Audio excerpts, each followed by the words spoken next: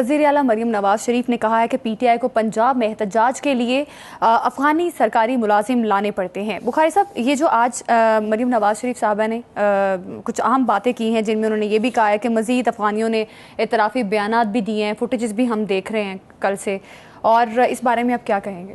देखिए, पहली बात तो ये है कि मरीम नवाज का बोलना बनता है इसलिए कि जब वो पिछली दफ़ा लाहौर तशरीफ़ लाए थे उस वक्त भी, और जो उससे पहले उन्होंने खिताब किया था, अगर आपको याद हो, चुंगी नंबर वो क्या है संगजानी में, तो उन्होंने उनका नाम लेके मुखातिब करके जो ज़बान इस्तेमाल की थी, मैं अब दोहराना भी नहीं चाहता मुझे वो। तो एक ये, और दूसरा ये कि पंजाब के ऊपर हमलावर अगर हों किसी भी रंग में हों तो उसका चीफ मिनिस्टर जो है उसका रिस्पॉन्ड करना बनता है। तो हम ये नहीं कह सकते कि ये क्या बोल पड़ी जी, ये कहाँ से आ गई जी। So she is the relevant person that. हाँ, इस्लामाबाद के एहतजाज में हमने देखा कि केपी से सरकारी दूसरी बात ये है कि हमारे पीटीआई के जो अहबाब हैं और ख़ास तौर से जो उनके हमदर्द हैं, आप समझ लीजिए ना मेरा इशारा, उनको दो बातें भूल जाती हैं आराम से।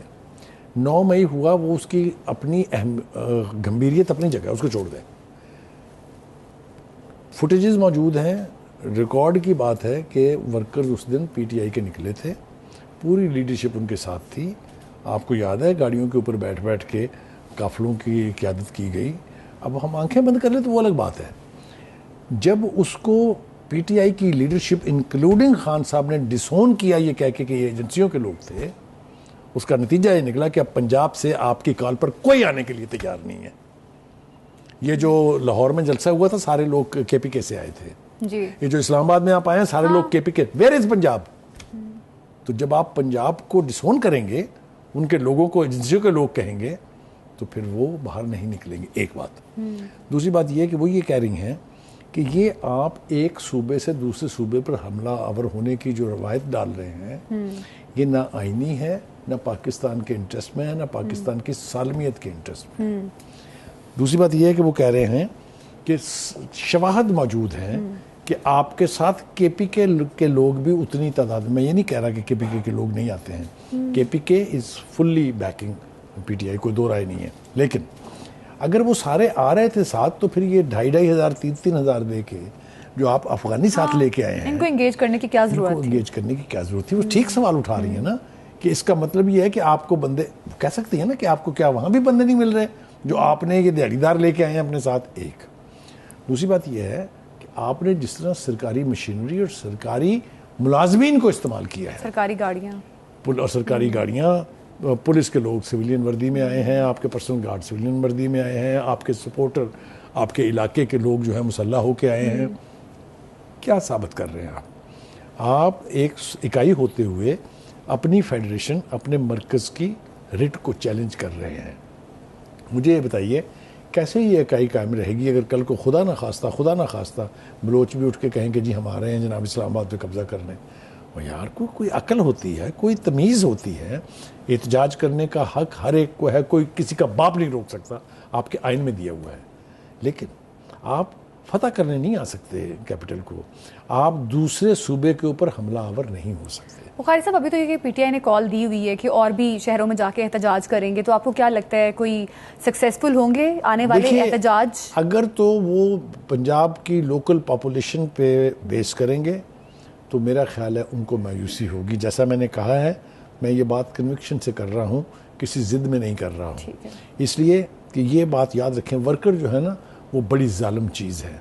मैंने एक दफ़ा पहले प्रोग्राम में मिसाल दी थी, मैं दोबारा आपको भी आपकी याद दहानी के लिए और पीटीआई के लोगों को मुखातब करके ये कह रहा हूँ कि पीपल्स पार्टी पंजाब में द मोस्ट पॉपुलर पार्टी रही। 3 दफ़ा उन्होंने हुकूमत बनाई, बल्कि अगर आप भुट्टो साहब की शामिल कर लें तो 4 दफ़ा, चारों दफ़ा पंजाब में अक्सरियत मिली उन्हें तो उनकी हुकूमत बनी है। इतनी सपोर्ट होती थी पीटीआई की। Where is that? ये हाल होता है कि जब वर्कर बिटरे होता है, जब वर्कर को आप डिसोन करते हैं, तो जो उसके डिसोन करने का स्टाइल है वो यही है कि ना वो आपकी कॉल पे आता है। कहते हैं ना कि जियाले नाराज होकर बैठे हुए हैं। बहुत कोशिशें हुई हैं, जरदारी साहब ने कोशिश की, बेनज़ीर ने कोशिश की, बिलावल जरदारी 3 दफ़ा कोशिश कर चुके हैं, वो जियाला अभी तक बाहर नहीं निकला है। तो ये जो पंजाब में हुआ था जो 9 मई का वाक़या। अच्छा बुखारी साहब, ये जो पीटीआई की सियासत एहतजाज पर मबनी है कि हम एहतजाज करेंगे और शायद इनके पास कोई और बेहतर ऑप्शन नहीं है, तो क्या लगता है एहतजाज पर ठहर गई है इनकी सियासत आके? क्या लगता है इनको जो उनके मुफादात हैं इससे मिल जाएंगे? देखिए, ये एक रवैये का नाम है।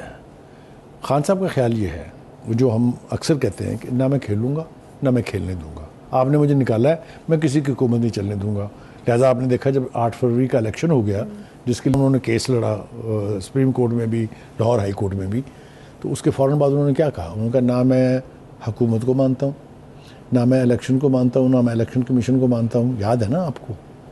जब आप ये मैसेज देंगे तो आपको पता होना चाहिए कि इसके नताइज क्या निकलेंगे।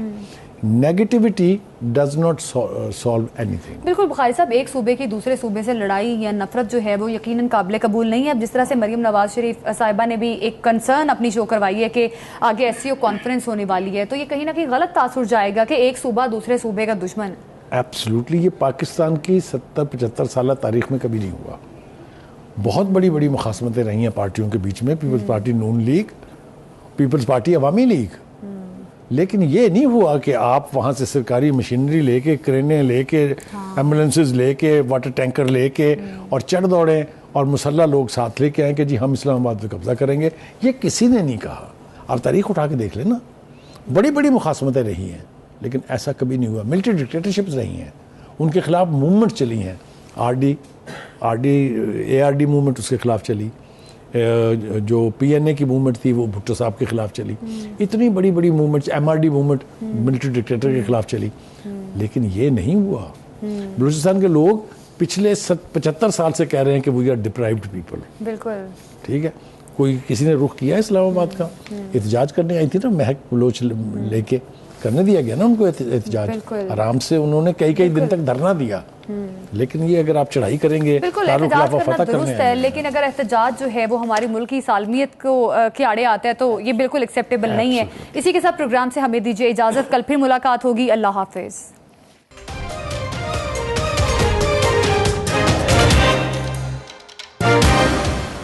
YouTube पर गूगली न्यूज देखने के लिए youtube.com की सर्च बार में गूगली न्यूज TV टाइप करें। गूगली न्यूज के पेज पर सुर्ख रंग के सब्सक्रिप्शन वाले बटन पर क्लिक करना